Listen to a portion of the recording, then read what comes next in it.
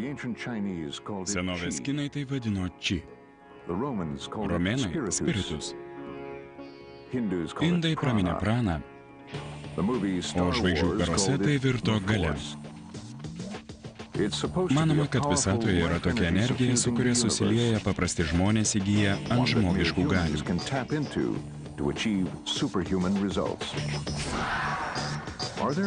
Ar tikrai egzistuoja žmonės, galintys pažaboti mistišką galią, peržengti biologinės ribas ir net sulaužyti fizikos dėsnius? Susipažinsime su kovų meno meistrais, kurie net nepalietę žmogaus pargriauna jį ant žemės. Pasitelkiau į pagalbą či. Mostelėjau rankomis ir jis nugriuvo. Mes ne lazeriai ir neskleidžiame energijos. Pamatysime tuos, kurie tikina galintys pakilti į orą ir net skraidyti. Nežinome, kaip įveikti traukos jėgą. Trauka yra dėsnis, o dėsnio neįmanoma sulaužyti. Parodysime mistikus, kurie save žaloja, tačiau nekraujuoja ir neparodo, kad jiems skauda. Paprasčiausias paaiškinimas, kad visa tai vyksta su dievybės palaiminimu. Nepamačiau nieko, kad įrodytų, jog tai antžmogiška. Mokslo ir antgamtinių reiškinių priešpriešoje kartu su skeptikais ir šalininkais ištirsime mistinės energijos ir antžmogiškos galios egzistavimo įrodymus ir pateiksime dvejopus rezultatus.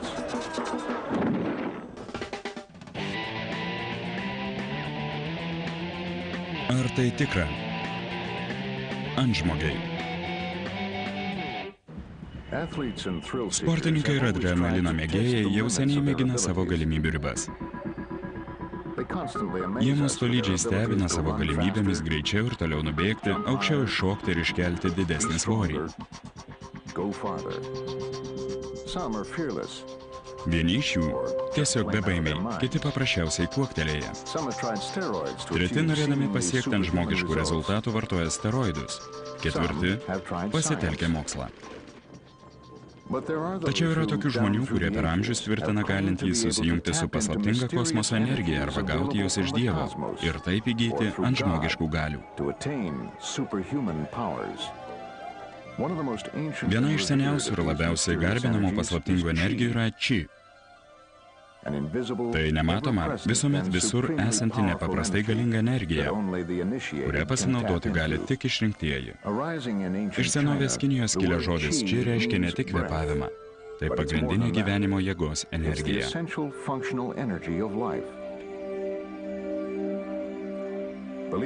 Šalininkai tvirtina, kad ši energija išlaiko planetas jų orbitose ir atomų junginius.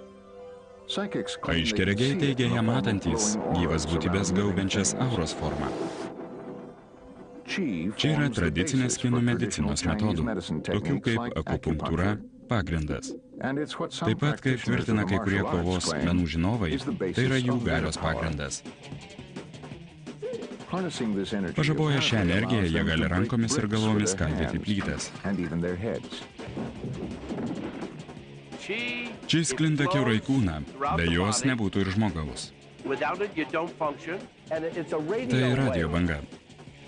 Mokslas negali aptikti či, moksliniu požiūriu jį neegzistuoja. Be abejonės, Džordžas Dilmanas turi jėgų, su kuria reikia skaitytis. Jis yra 9 laipsnio juodo diržo savininkas, kuris mokė visus, pradedant Muhamedu Ali ir baigiant Bruce Lee. Jis gali išversti iš kotų bet kurį žmogų, tik spustelėjęs tam tikras kūno vietas. Spaudimas yra lengviausias būdas pargriauti žmogų. Galiu paklauti ant žemės didžiausią žmogų, kokį tik rasite. Esu tai daręs. Galiu jį patiesti ant žemės vienu pirštu.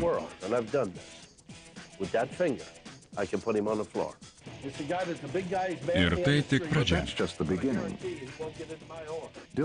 Dilmanas tvirtina ištobulinę šią techniką, kad dabar jau galintis pargriauti žmogų net jo neliesdamas.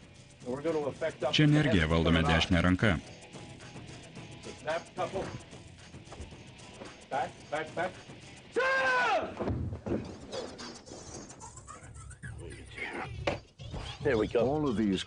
Visi šie karate judesiai atliekami tik naudojantis či energiją. Berniukas kuria či kamuolį. Tarp jo delnų atsiras radio dažniai ir sklis šiluma. Jau mačiau, kaip šio kamulio pagalba jis pargriauna žmonės.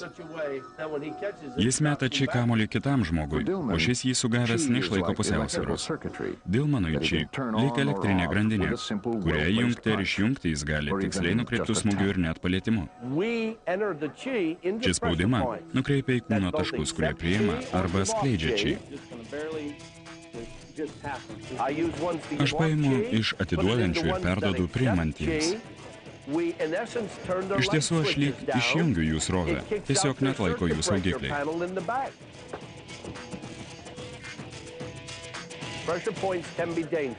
Šis metodas gali būti pavojingas.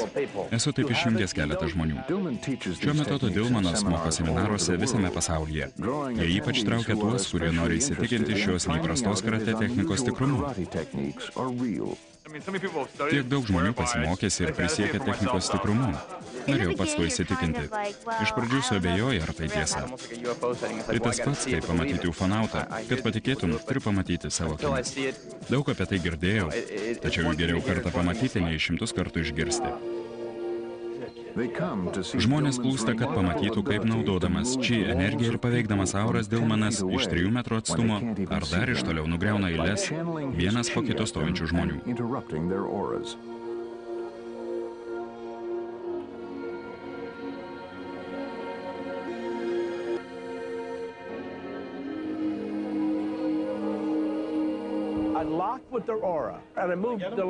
Aš suimu auras ir išjudinu žmonių eilę. Neturėčiau jiems to pasakoti, tačiau tokius triukus išdarinėjau ir Starbucks kavinėse. Išjudindavau laukiančiųjų kavos eilės. Visi jie pajudėdavo arba atsigręždavo į mane. Taip elgiausi, kad jie nesuprastų, kas tai padarė. Labiausiai stebėtojus domina Dilmano nokautas per atstumą. Tai karatė judesys, kuris teoriškai turėtų pakeisti kovos sampratą. Tačiau šiai technikai valdyti reikia ne 1 metų. Jis tvirtina galės išversti iš kojų bet kurį žmogų, visiškai neliesdamas jo kūno, tik sviesdamas gigantišką či bangą. Kartais tai mane labai išvargina. Jei per greitai sviedžiu čia energiją, akimirksniu pasijuntu išsekęs. Kai tiek demonstravimų, tiek įvairių judesių ir metodų, tiesiog nebegali tuo netikėti.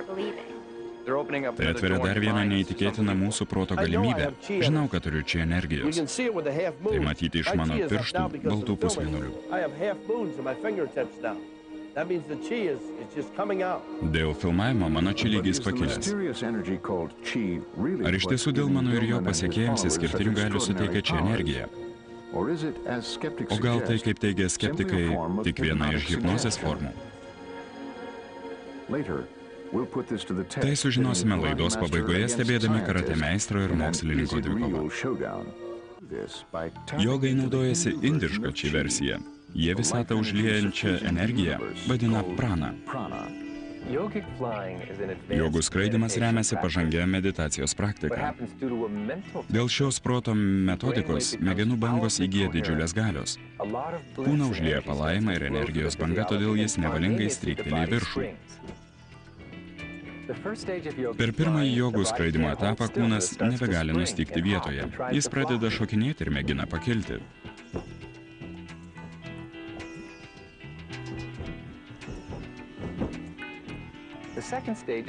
Antrojo etapo metu kūnas trumpam pakimba virš žemės. Trečioji pakopa – dangaus užvaldymo meistriškumas. Jos metu kūnas jau gali skraidyti. Stebint pirmąjį skraidimo etapą praktikuojančių žmonės, kyla mintis, kad jų judėjimas vargu ir primena skraidymą. Tai tik šokinėjimas sėdint lotoso pozoje. Skraidyti yra tiesiog nuostabu. Prieš galėdami pakilti į orą žmonės patiria didžiulį džiaugsmą. Pakilti nuo žemės bent porą centimetrų jau yra tikra palaima. Antrasis etapas bus dar šaunesnis. Negaliu sulaukti trečiojo, kurio metu visi 10 000 mokinių kartu pakils į orą.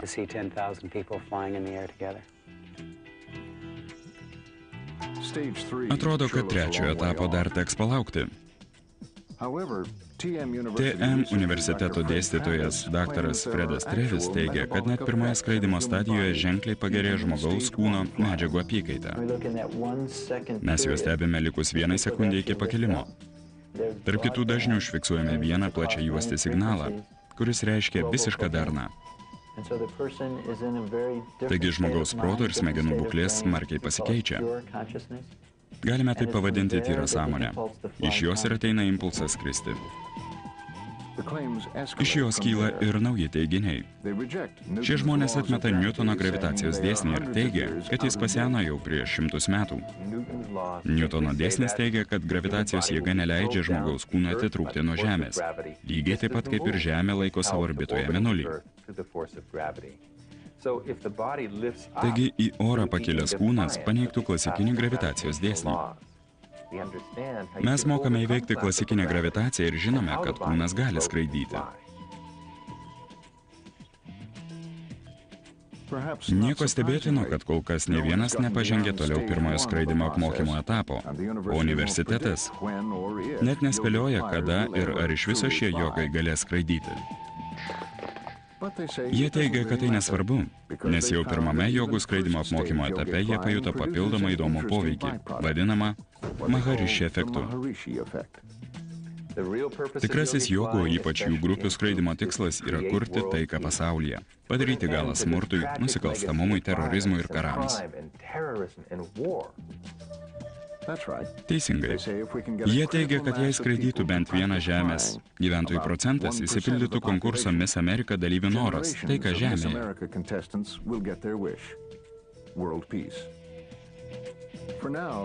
Kol kas jogų mokyklos auklėtiniai vos daliai sekundės atsiplėšė nuo Žemės paviršiaus. Tačiau sutikome vieną jogą, kuris tikrai gali skraidyti privačiu lėktuvu. Šį įsigijo už milijonus aistringų gerbėjų paaukotų rupijų skurdo nualintoje Indijoje. Acharya Satyananda yra žymus televizijos pamokslininkas. Jis savo iškerėgystės ir bendravimo su dvasiomis meną iš ekrano perduoda 4 milijono pasekėjų Kalkutoje. Kokia jo paslaptis? Tai taip pat galinga leidžianti jogams skraidyti visatos energiją prana. Satyananda teigia, kad susijungęs su prana jis gali skraidyti, taip pat skaityti žmonių mintis ir valdyti jų protus. Turiu galią, 6-ąjį pojūtį. Žmonės pas mane atsineša savo problemas. Vos jiems įžengus į kambarį žinau, kas juos slegia. Aš skaitau jų mintis.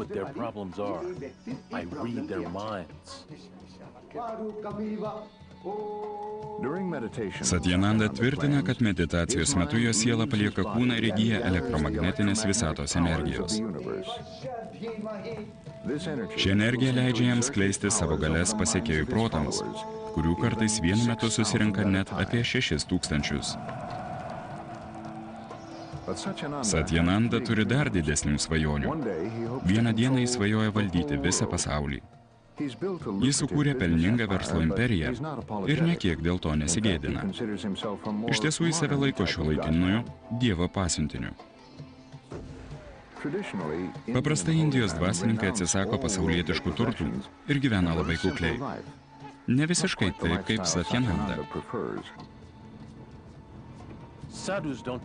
Jis nieko nedaro visuomenės labui. Aš noriu jai atsilyginti už tai, ką man duoda mano pasekėjai. Todėl pradėjau didžiausio Indijoje orlaivių statybos ir priežiūros instituto statybą.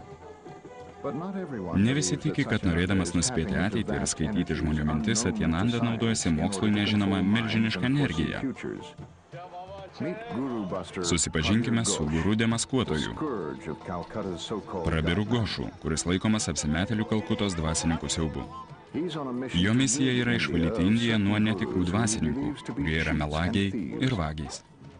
Mūsų jau žinomas Dievo pasiuntinys neįtarė, kad Gošas paspendė spąstus ir jam.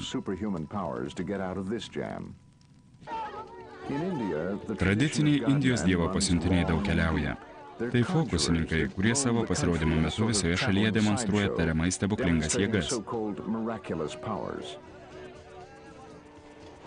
Ne visi žmonės Indijoje jais tiki. Prabiras Gošas daugybę metų Kalkutos gatvėse ieško visų rūšių apsimetėlių. Mes ieškome visų vyrų ir moterų, kurie teigia turintys nežemiškų galių. Norime parodyti visuomeniai, kad jie jų neturi ir yra pavojingi visuomeniai.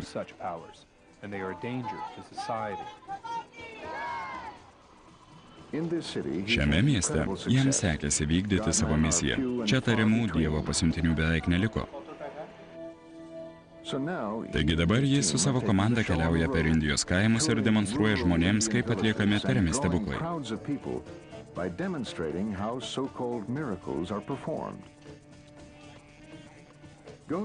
Ghoshas sako, kad Indija yra tikras nesąžiningų pranašų rojus. Jie pelnosi net iš pačių absurdiškiausių triukų. Jo gyvenimo tikslas demaskuoti apgaulę pasipelninančius apsimetėlius, ypač tuos, kurie skriaudžia Indijos varguomenę. Tokiems apsimetėliams puikiai sekasi, nes kaimiečiai yra neišprusę ir bijo visų jiems grėsiančių nelaimių.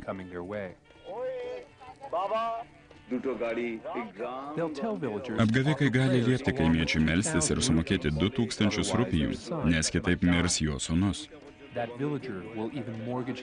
Kad surinktų tokią sumą, kaimietis gali net savo žemę užstatyti.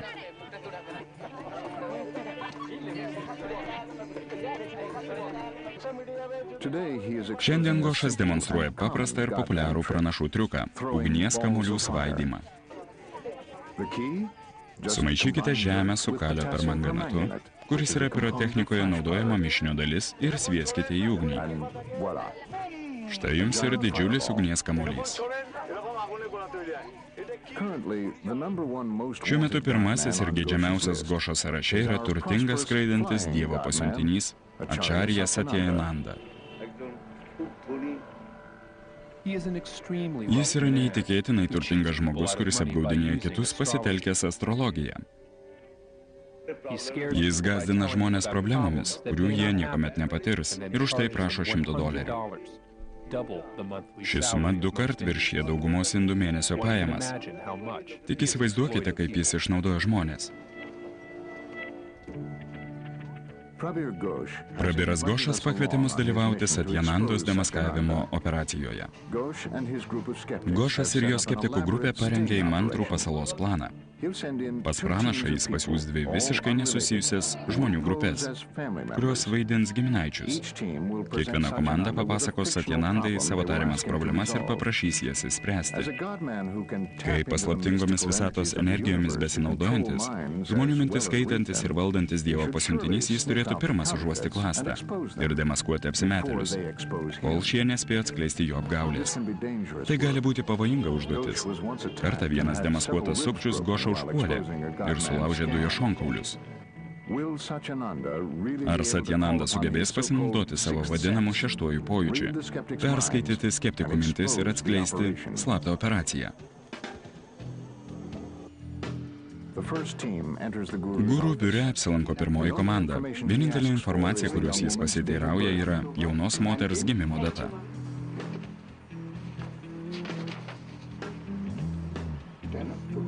Peržiūrėjęs keletą lentelių, jis pasako, kad ji negalinti išlaikyti santykių su vyrais, nes jos gyvenime nėra pusiausvyros.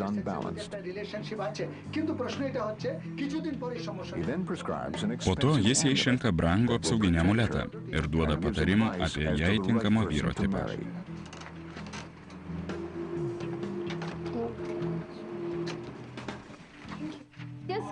Jis pasklaidė kažkokią knygelę ir pasakė pavojingus ženklus jos horoskope, todėl ji turi dėvėti 5500 kainuojantį medalioną. Manau, tai daug didesnė suma nei čia besilankančių žmonių mėnesio alga. Įsivaizduokite, kiek melo ir apgaulės čia paskleidžiama norint išvilioti pinigus. Be to jis gąsdina žmonės. Antroji žmonių grupė susilaukė panašios gurų pagalbos.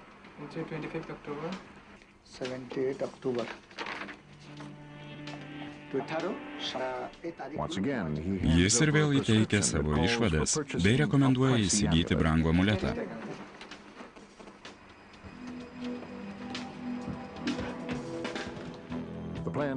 Planas įgauna didesnį pagreitį. Ghoshui pasiunčiama žinutė, kad atėjo metas susitikti su guru.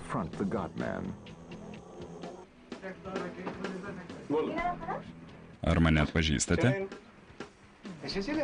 Esame susitikę anksčiau? Kam jūs atstovaujate? Aš esu Prabiras Gošas. Atėjau čia kaip paprastas žmogus, norintis suprasti, kas čia vyksta. Tuomet Gošas paprašo savo pagalbininkų pakartoti, ką tik pas guru išgirstas istorijas. Kyla šurmulys.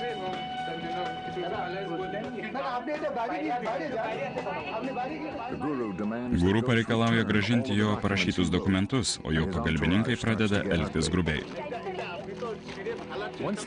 Vos tik supratę, kad atėjome demaskuoti jų apgaulingos veiklos, jie pradėjo elgtis nedraugiškai. Guru ir jo samdyti chuliganai įsiuto. Satyananda biuro darbuotojai mėgina Gošą ir jo komandą išprašyti lauk. Išeiti pavyksta ne visiems. Dalį šio epizodo filmavęs The National Geographic organizacijos prodiuseris vis dar biure su Satyananda ir jo patikėtiniais. Esame prie Satyanandos biuro durų. Jie nepaleidžia mūsų prodiuserio, nes mes juos demaskavome. Jis apsimetėlis bei apgavikas ir neišleidžia mūsų vadovų.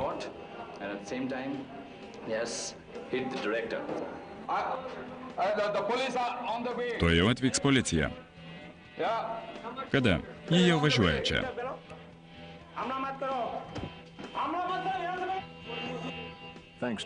Policijos dėka mūsų prodiuseris atsiperka tik keletų mėlynių. Tačiau tai tik Satyanandos keršto pradžia. Po 3 dienų savo televizijos programoje Satyananda prašė savo pasekėjus nužudyti Prabirą Gošą. Netrukus jis buvo suimtas, o vietos valdžia nutraukė jo programos transliaciją. Akivaizdu, kad mistinės visatos jėgos pagaliau apleido Satyanandą. Pažvelgęs į Satyanandą, pamačiau, kaip išbalo jo veidas, nes jis labai susinervino. Kodėl? Jei jis toks galingas Dievo pasiuntinys, mokantis skaityti mintis, tai kodėl jis neatskleidė manųjų?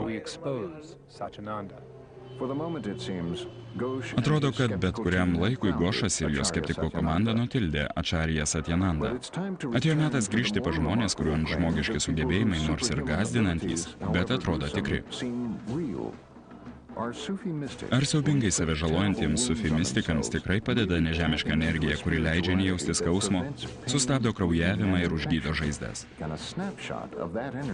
Ar šią energiją įmanoma užfiksuoti laboratorijoje? O gal visą tai gali paaiškinti šiuolaikinė medicina?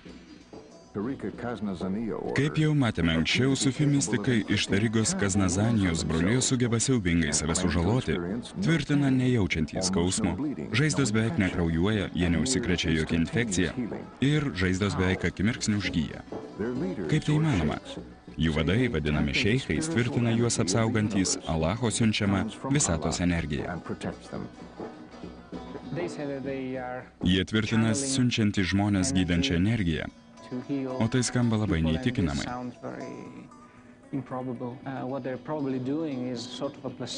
Tikriausiai jie naudoja vadinamąjį placebo efektą. Jie giliai ko nors tiki ir tai virsta tiesa.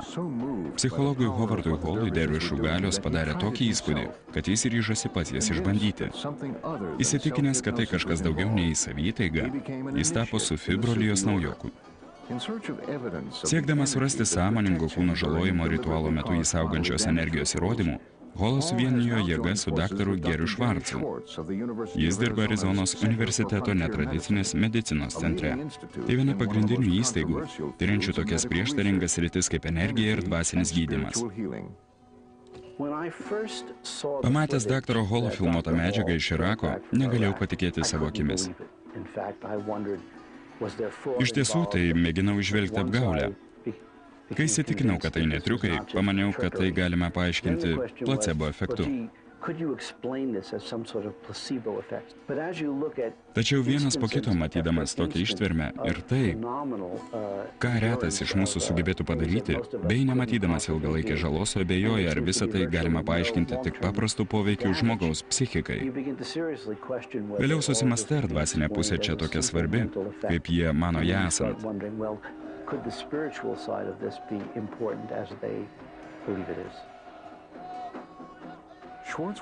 Švarcas nori nustatyti, kokie pokyčiai vyks Holo smegenyse, jam mėginant yla persidurti skruostą. Tačiau pirmiausia, jam reikalingi specialaus, prieštaringai vertinamo prietaiso parodymai.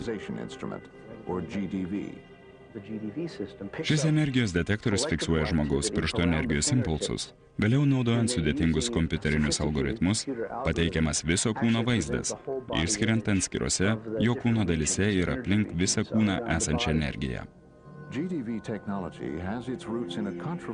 Ši prieštaringai vertinama technologija atsirado prieš 75 metus ir buvo pavadinta Kirliano fotografija. 39 metais Semionas Kirlianas pastebėjo, kad fotografuojamą objektą paveikus aukšto dažnio spinduliavimu, jo atvaizdas fotoplokštelėje primena aureolę.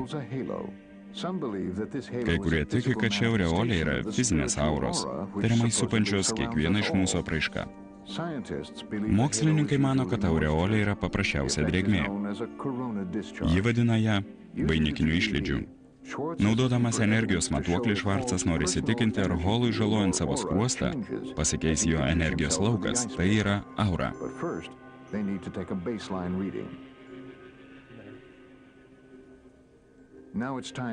Metas pradėti testą.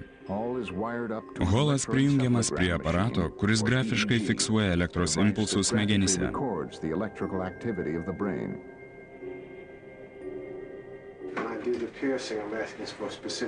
Prieš atlikdama šį ritualą prašau anksčiau jį atlikusių ir dabartinio šeicho apsaugos. Norėdamas gauti šeicho leidimą, Holas pasineria į meditaciją, kurios metu ilgai kartoja mantras. Meditacija trunka apie 1,5 valandos. Maldos metu jo smegenyse dingo įtampa. Nepastebėjome jokių ypatingų ar anomalinių reiškinių.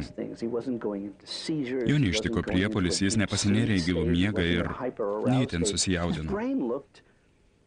Jo smegenų veikla atrodė visai normali.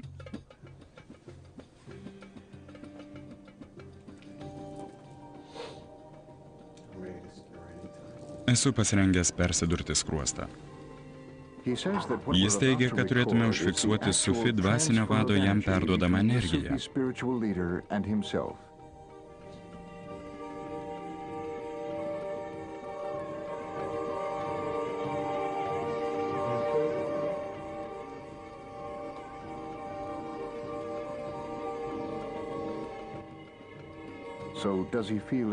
Taigi, ar jis jaučia skausmą? Jei norite, galite atsimerkti. Tai tik bukas maudimas, nejaučiu jokio fizinio skausmo. Dabar galite išsitraukti įlą, užsimerkti ir pailsėti. Jūs pasirengęs taip? Ar žaizda užgis taip greitai, kaip turėtų?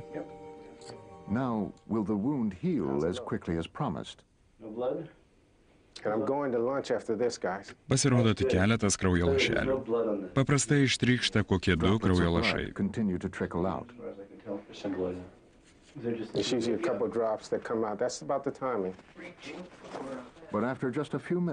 Po keleto minučių daktaras Švarcas apžiūri žaizdą iš arčiau.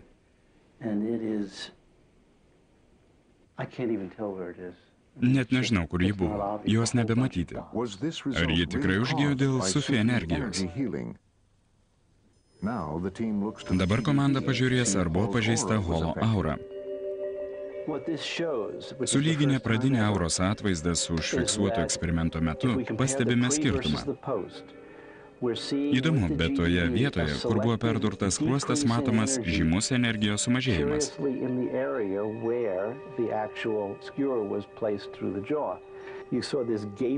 Energijos lauke ties skruosto atsirado nemenkas tarpas. Jis daug didesnis, nei buvo tikėtas iš pradžių. Ar šis eksperimentas įrodo dvasinės energijos apsaugojusios daktarą Holą įsikišimą? Ar tai galima paaiškinti paprasčiau? Manau, kad tam turi būti paprastesnis paaiškinimas, tačiau su juo vakarų mokslininkams sutikti sunku. Paprastas paaiškinimas būtų toks, kad tokie dalykai iš tiesų vyksta su Dievo leidimu, kad čia įpainiotas dvasinis elementas ir jis yra labai paprastas. Tam, kad paviršutiniškai atrodo kaip mokslas, naudoja įmantrius prietaisus, mokslinius terminus, tačiau iš tiesų nėra mokslas, mes turime kitą pavadinimą. Tai pseudomokslas. Vėliau mes atidžiau patyrinėsime paslaptingąjį energijos detektorių. O dabar susipažinkime su žmogumi, kuris be jokių paslaptingų energijų kankina save ne mokslo tikslais, o dėl pinigų. Pristatome Timą Cridlandą, vadinamą Zamora arba kančių karaliumi. Nuolatinių pasirodymų Las Vegos scenoje metu įvairiais įrankiais žalojantį savo kūną vyras teigia nejaučiantis skausmo. Tačiau tuo ir baigėsi jo panašumas į sufi meistrus. Cridlandas nesiskelbė turintis ant žmogiškų galių. Tai tikra, nėra jokios apgaulės. Tai atliekant labai lengva suklysti. Nepakankamai susikaupęs labai smarkiai susižeisčiau.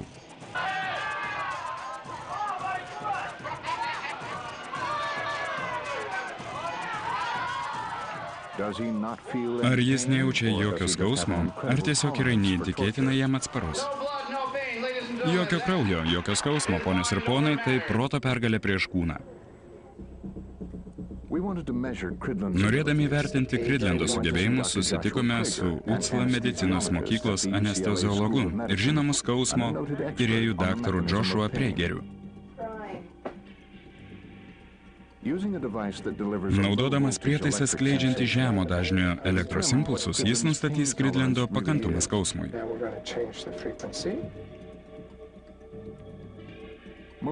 Dauguma žmonių pasiekia nuo 4 iki 6 lygio, o Cridlandas pirmų mėginimų pasiekė 20. Tai išsiskiria iš visos likusios žmonijos. Po pirmojo bandymų rato Cridlandas pasiekė 27 lygį. Daktaras Praegeris mano, kad meditacija ir savitaiga Timas išmoko užblokuoti smegenyse atsirandančius skausmo signalus jiems bekeliaujant stuburo nervais. Pasirengęs? Pradedam. Manau, kad skausmo signalus jis numalšina savitaiga arba sugebėjimas nukreipti dėmesį. Jis tikrai sugeba kažką pakeisti savo nervų sistemoje ir todėl pakelia didesnį skausmą.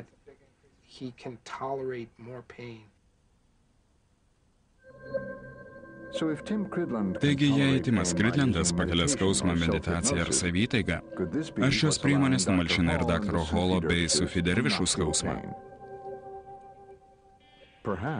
Gali būti, bet ar tuo galima paaiškinti ir neįtikėtinai greitai Sufi užgyjančias žaizdas? Šį klausimą uždavėme daktarui Josephui Molnarui. Molnaras yra atkuriamosios chirurgijos specialistas, operavęs tūkstančius sužeistųjų. Jis mano, kad Sufi žaizdų gėjimas priklauso nuo žaizdos vietos, o ne nuo kažkokios paslaptingos galios, dažniausiai žalojamos palyginti nejautrios kūno vietos. Krūtinę kardu persveręs vyras perdūrė tik odą ir po juo esantį riebalų sluoksnį. Plastinėje chirurgijoje riebalų nusiurbimo nuo krūtinės metu mes elgiamės taip pat. Ką galima pasakyti apie ilą pervertą daktaro Holo skruostą? Žaizda beveik nekraujavo ir užgijo per keletą minučių. Šiuo atveju mažas kraujo kiekis nestebina.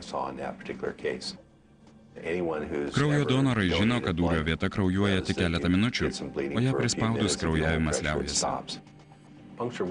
Durtinės žaizdos yra palyginti paprastos. Ištraukius ylą, nereikėjo laukti keletą valandų, kol žaizdelė užsitrauks. Ji išsitraukia iš karto. Durtinė žaizda paprastai labai greitai užsitraukia. O žaizdos gijimo procese nepastebėjau nieko antgamtiško. O kaipgi eksperimento rezultatai, kurie parodė energijos sumažėjimą daktaro Howardo Holo auroje? Ar šis prietaisas tikrai užfiksuoja gyvuose organizmuose slypinčią paslaptingą energiją? Ar aura ir či yra vienas ir tas pats dalykas? Ar tikrai či pagalba kai kurie žmonės gali nugriauti kitus? Milanas, Italijos kapitalo rinkos ir verslo centrų meka. Čia taip pat gyvena du žymiausi pasaulio skeptikai. Tai chemikas Luigis Guerciarelis ir psichologas Massimo Polidoro. Massimo daug rašo apie įvairiausius antgamtiškus reiškinius. Luigis praktikas, jis linkęs išmėginti bet ką, kad tik įrodytų skeptišką požiūrį.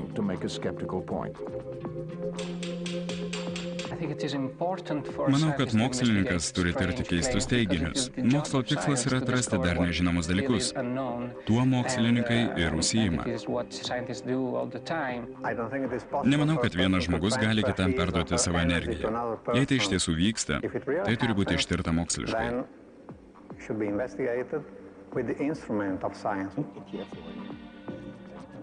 Massimo ir Luigi gerai žino prietaisą, kuriuo buvo matuojama daktaro Hall aura. Jie sukūrė savo prietaisą, kurio veikimas taip pat pagrįstas Kirliano fotografija. Tačiau norint juo išmatuoti žmogaus energiją, iškyla keletas problemų. Šiame prietaise yra aukštų dažnių ir aukštos įtampos generatoriai. Jie kartu sukuria žmogui nepavojingą silpną elektros krūvį. Čia taip pat yra helio ir neono dujų balionai. Iš jų dujos keliauja į sandarę po prietaiso paviršiaus plokšte esančią ertmę. Palietus plokštę, elektros krūvis išjudina dujų molekulės.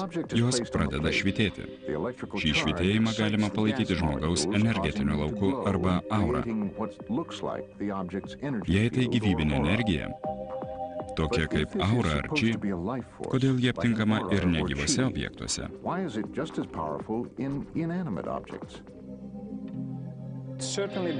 Šis prietaisas tikrai negali užfiksuoti auros, dvasinės energijos ar panašių dalykų. Šis mechanizmas veikia savaime. Kad ir ką padėtume ant jo paviršiaus, pavyzdžiui, žirkles ar batą, plokštės paviršius vis tiek švytės.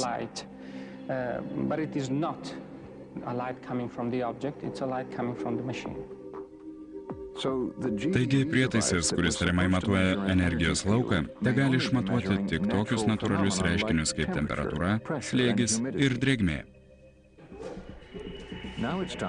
Atėjo metas Massimo ir Luigi įvertinti mūsų jau matytą stulbinančią ir paslaptingą energiją.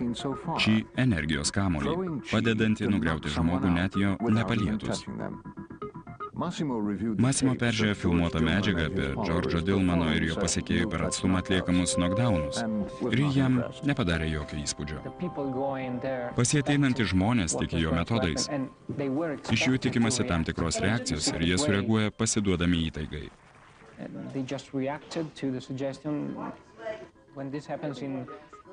Tokie dalykai vyksta burtininkų pasirodymo metu. Dalyviai nėra hipnotizuojami.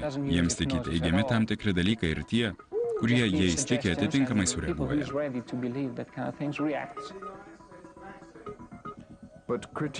Kritikuoti vaizdo įrašą ir akis į akį susitikti su karate meistru yra du visai skirtingi dalykai. Atėjo metas paskutiniai dvikovai.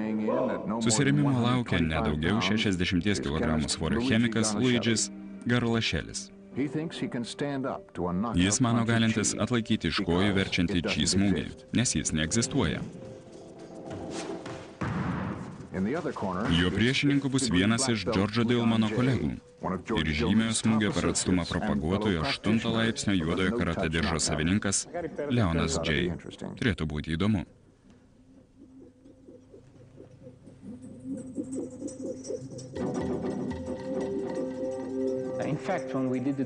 Atlikome bandymą su Luigi, kuris buvo nelinkęs tikėti tokiais dalykais. Paprasčiausiai stovėjo priešais karate meisterį ir laukė, kas bus.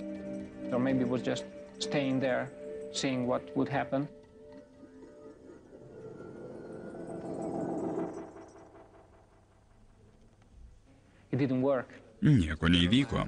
Dillmanas mano žinąs, kas buvo ne taip ir turi labai įdomų paaiškinimą. Jis skeptikas ir visai tuo netikėjo. Be to nežinau, ar turėčiau tai pasakyti prieš kamerą, jei žmogus burnoje netinkamai laiko liežuvį, ši technika tampa neveiksminga. Veiksmas anuliuojamas. Ta pati galima padaryti pakėlus dviejų nykščių pagalba. Jei rengiuosi jūs pargriauti, o jūs vieną nykštį pakelsite, o kitą nukreipsite į mane, man nieko neišeis. Jei mėginsiu dar kartą, sukeiskite pirštų pozicijas. Kol jūs tai tęsite, aš nieko negalėsiu jums padaryti. Dabar žinosime. Tačiau yra dar vienas paaiškinimas. Galbūt či, prana, baraka, visos tos paslaptingos energijos suteikiančios mirtingiems galios atlikti žmogaus galimybės viršiančius dalykus padeda todėl, kad jomis tikima. Jos suteikia mums jėgų įveikti skausmą bei peržengti fizinės ir protinės ribas, nes mes priimame jas kaip tiesą. Tačiau net jei jų nėra, turime žavėtis vienintelę tikrai egzistuojančią žmogaus proto galia. Skeptiškas požiūris gali nuvesti per toli. Jis gali tapti griaunančia jėga, šiek tiek skeptiško mąstymo yra gerai. Daugelis žmonių nori, kad tai būtų tiesa. Jie nori jaustis ypatingi, tikėti, kad turi vystyti savo sugebėjimus ir tapti pranašesniais už kitus.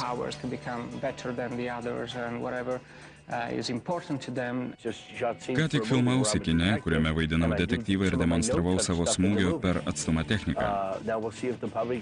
Pažiūrėsime, ar jie patikės žiūrovai. Man nesvarbu, ar jie patikės. Jie yra, jie egzistuoja. Apgaulės nepakęsčiau. Ką norit apgauti? Juk tai neigdami apgaudinėjate tik save. Priversdami žmonės tikėti ypatingomis galiomis, mes išmokome juos tikėti melu. Kai pramoga virsta paranormaliu teiginiu, ji tampa moralės problema.